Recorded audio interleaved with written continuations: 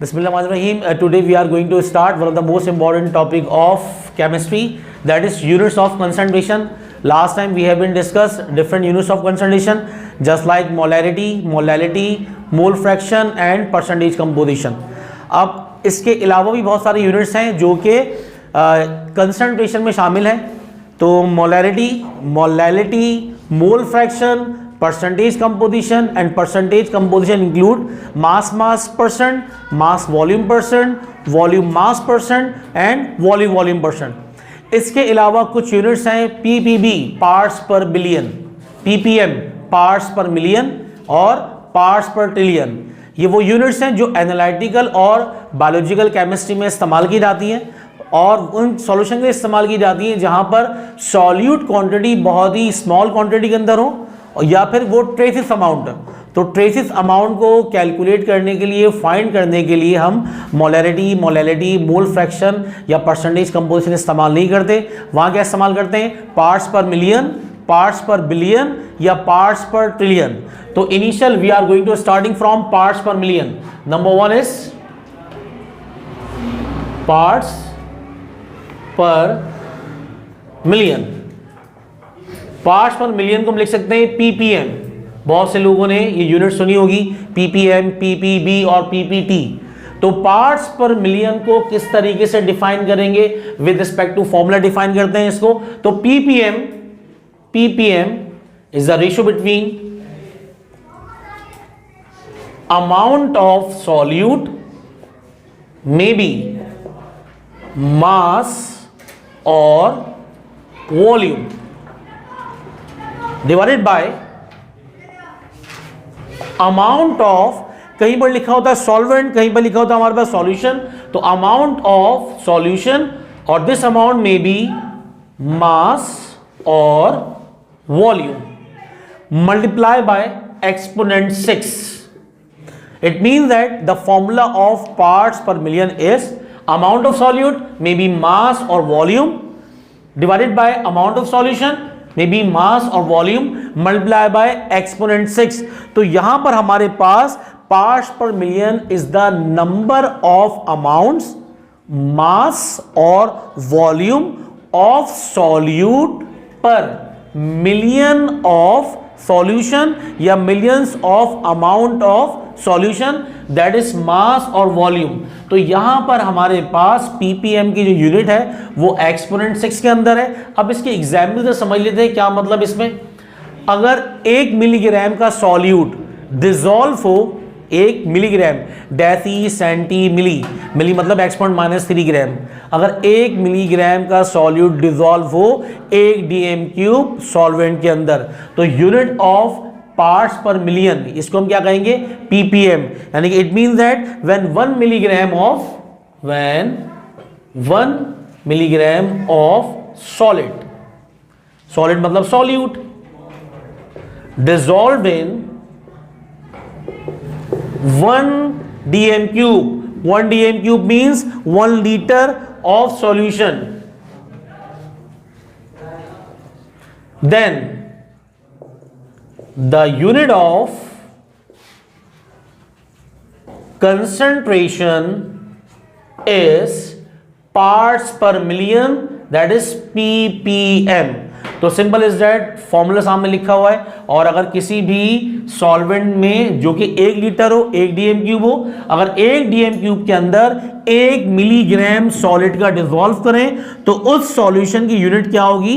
ppm parts per million. जिस तरीके से हम बात कर रहे होते हैं मोलैरिटी की, तो मोलैरिटी का अब अगर डिफाइन करें तो अगर हम बात करें 1 मोलर NaOH, 1 मोलर NaOH के लिए NaOH का मोलर मास पता होना चाहिए आपको. NaOH का मोलर मास कितना होता है? 40 AMU. Sodium 23, oxygen 16, hydrogen 1. जब तीनों को मल्टीप्लाई करेंगे, 1 से ऐड करेंगे, तो molar mass of NaOH is 40 AMU या gram per mole. It means that if 40 grams of NaOH dissolved in 1 dm³ or 1 liter of solvent, then the solution of NaOH is called 1 molar. तो NaOH का जो solution है 1 molar कब कहेंगे? अगर हम 40 grams 40 grams या फिर हमारे पास ग्राम्स पर मोल NaOH के डिसॉल्व कर दें 1 लीटर या 1 DM³ सॉल्वेंट के अंदर। सॉल्वेंट में भी universal solvent that is water.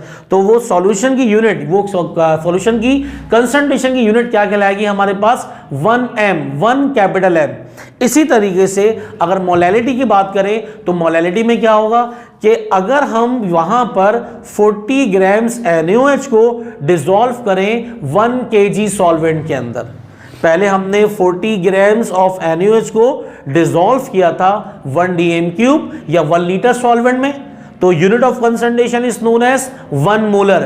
वहां पर हमने 1 मोलर 1 कैपिटल M NaOH की प्रिपरेशन की। अगर हम 1 मोलर, जिसको जाहिर करते हैं स्मॉल m से, 1 मोलर की बात करें, it means that if 40 grams of NaOH dissolved in 1 kg or 1000 grams of solvent, then the unit of concentration will be 1 molar और the solution become molar solution and 1 molar solution.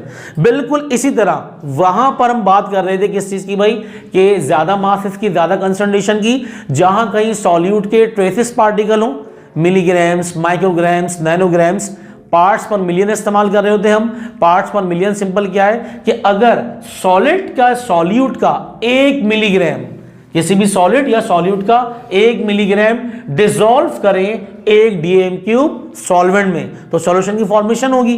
तो उस वक्त उस solution की जो concentration होगी उसको हम कहेंगे 1 ppm। तो उम्मीद की जाती है कि 1 ppm आपको समझ में आ गया होगा। Now we are going to move towards 1 ppb।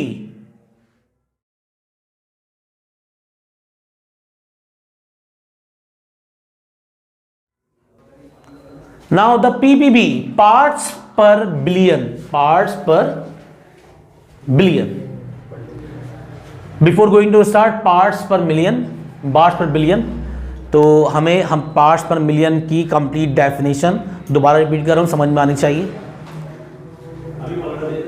Amount of solute may be mass or volume dissolved per million of solution is called parts per million. Same method is parts per billion. Amount of solute dissolved per 10 की power 9, amount of solute dissolved per billion of solution is called parts per billion. We can also define as amount of solute may be mass or volume. Exponent 9 mean billions dissolved per solution may be mass or volume. Example में बिल्कुल सही समझ में आएगा कि लिखा हुआ क्या है। When 1 milligram of solid may be solute dissolved per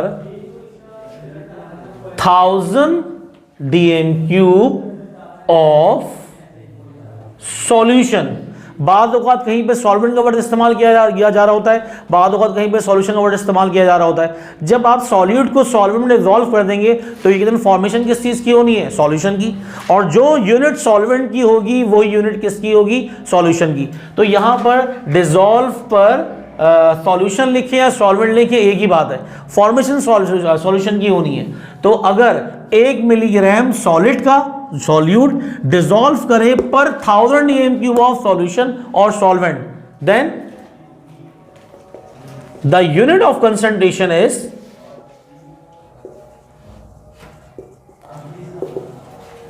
is called parts per billion. तो अगर 1000 DM³ या 1000 लीटर सॉल्वेंट में 1 मिलीग्राम सॉल्यूट का डिसॉल्व करेंगे तो उस सॉल्यूशन की यूनिट क्या होगी? Parts per billion, ppb। तो उम्मीद की जाती है कि पार्ट्स पर बिलियन भी समझ में आ गया होगा. Now I am going to move towards parts per trillion.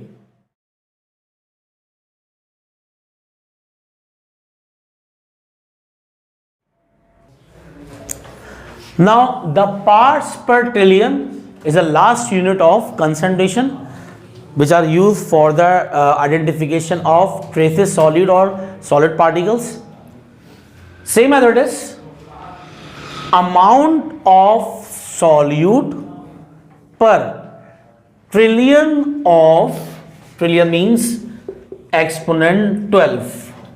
Amount of solute means maybe mass or volume. Parts per trillion for solution. Solution की पार्ट्स भी क्या होंगे हमारे पास, मे बी मास और वॉल्यूम.